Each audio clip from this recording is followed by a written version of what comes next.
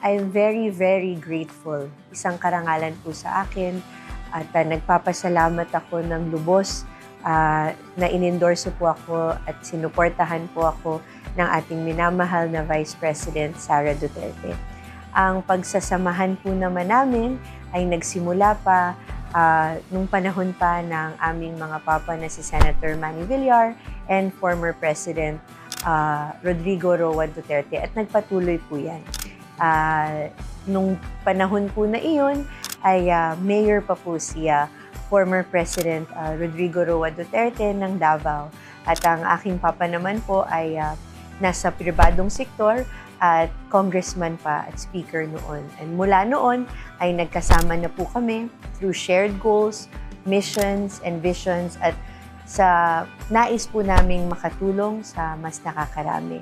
And with regard to si VP Sara po, talaga pong iniidolo ko siya bilang isang babae, bilang isang ina, bilang isang leader.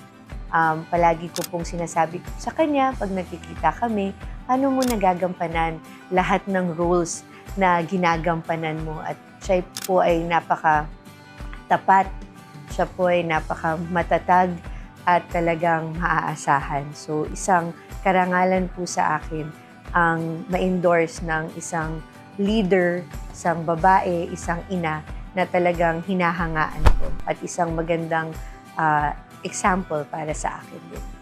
Talagang ako po ay nagpapasalamat sa pag-endorso at suporta at tiwalang ibinigay po sa akin ni VP Sara at talagang makakaasa po kayo na hindi ko po siya at hindi ko po kayo bibiguin at kasama po ninyo po ako sa lahat ng mga adikain at mga gusto nating ma-accomplish katulad ng kapayapaan at progreso para sa ating bayan. So, nandito po ako palagi, nakikiisa po sa inyo, walang